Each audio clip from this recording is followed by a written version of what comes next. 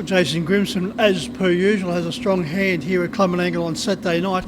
Caught up with his stable foreman, Jack Brown, who also has a number of outside drives to find out about their chances. Well, good to catch up with you, Jack. Jason's got two runners in the opening event on the card. Outside Fighter to be driven by Jack Callaghan. You're taking the rides behind Major, which is drawn wide. First of all, Major, what's your thoughts there? Yeah, obviously he's going really good, the horse. I drove him a little bit upside down last week. I went back, probably should have rolled forward, and he ran a really good second. But sort of a trickier race this week. There's a few tough contenders in it. Terry's been going quite well, and we're going to have to drive him for his speed again. But there's some there'll be a good helmet to follow in the race in that race, I think. Yeah, there is plenty of depth in the race, Jack. You've drawn out in gate 9 with Major. He does peak in condition following those three very solid performances since a spell. Yeah, he does. He's back going really well. Last prep, we went through a patch where he was flying, and then he went off at the end, so he decided to give him a really good rest, and he's come back better, and hopefully he sort of gets rid of these 95s and then gets up to the free-for-all class. Outside Fighter worked his way through the grades rather quickly with a string of 5 consecutive wins, and then finished 9th behind our mate Manco. Yeah, he did. Obviously, he was in a great patch of form, and sort of probably wasn't at his best that night where he got beat the other week, but we gave him a little freshen up since, and his works at home seems to be good, and hopefully he'll get it back on the board. Jason and Jack have had no luck in the second with the draw with Curly James.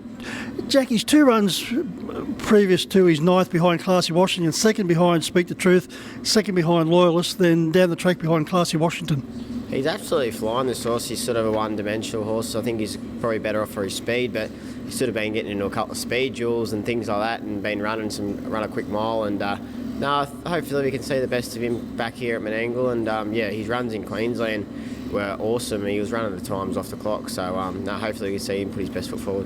What do you reckon from gate 9?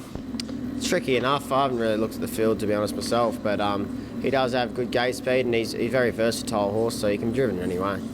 Over to the third, Jack and Dom Torreno, the former Kiwi. The draw has been kind this time around, nicely drawn in 3.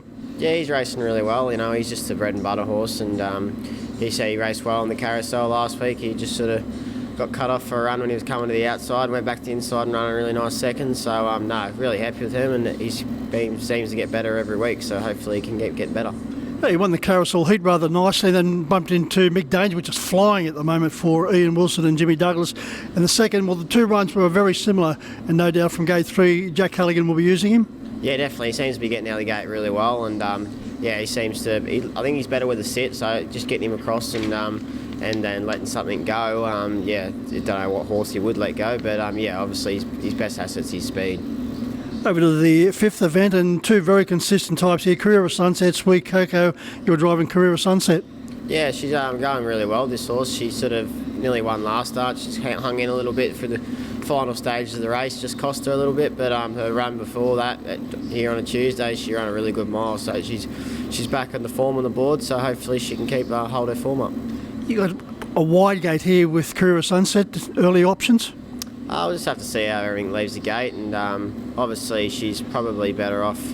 She can't do too much work, but she can come out of the gate well, so we'll just have to plan it out soon once we're out there. Sweet Coco can be very good one day and then be a little bit naughty the next. Went through a patch there where her form was very solid then last week, played up in the score up, and then worked to find the lead, then faded over the concluding stages, but still held on reasonably well, went 8th, beaten 8 metres behind Heavenly Charm. Yeah, she's a little bit funny, little Coco. She suits her name well, but she's just I think her speed's her biggest thing, so probably dragging her off the gate. We have used her up a little bit, like last start she got used quite aggressively, and she just faded late, so she probably just needs to get her confidence back and just do everything right. But once we do get Sweet Coco right, I think she's going to be nice little mare. Over to race 6, and you're driving the Carousel Trotters, winner of last week, a fair to cover. Went around here in the second event, ran a very nice second behind the Clansman. You did give this particular fellow that's prepared by Troy Williams every possible hope. Yeah, he loves racing. He just sort of seems to race all the time, and he races good, so he seems to like it, and Troy sort of places him in races and that. So he's in Saturday night. It's a tough field, so hopefully we can just sit him around and hopefully he can earn some money. Yeah, the likes of Speedy Lover, Leaf Strider loves the stand starts. You've got Funky Monkey, fit off run back from a spell. Virginia Clowers, the Brent Lee trained horse going around under the care of Bailey McDonough. There is plenty of depth, but fair to cover, just keeps keeping on. Yeah, he keeps going. He'll be around forever. He sort of seems can't get rid of him. So no, he's going good. He raced good today on a couple of day back up. So hopefully got a few more days between Saturday to Chisso. Hopefully he can freshen up and be ready to go. Good to see Troy Williams enjoying a purple patch of form. Yeah, his team's going really well. So yeah, it's good to see Troy having a good run. You're driving Rock and Roll Gig in race 7 for Michael Zerum now, a very consistent performer, mainly at Penrith, coming off a second to Barnstormer, up in grade and has a bit of a wide draw. Yeah, I was actually really happy with his run. He sort of seemed to give me not much at the 700, but when he sort of got something up outside him, he sort of got going again. So, and he's running a couple of runs back to Carrera Sunset. He ran second in 51, so that was a really good run from him also. So he's just a horse that needs everything to go his way. We're out wide, so we're going to have to drive him back and hopefully get a little bit of luck. But yeah, he's actually not going too bad, this horse.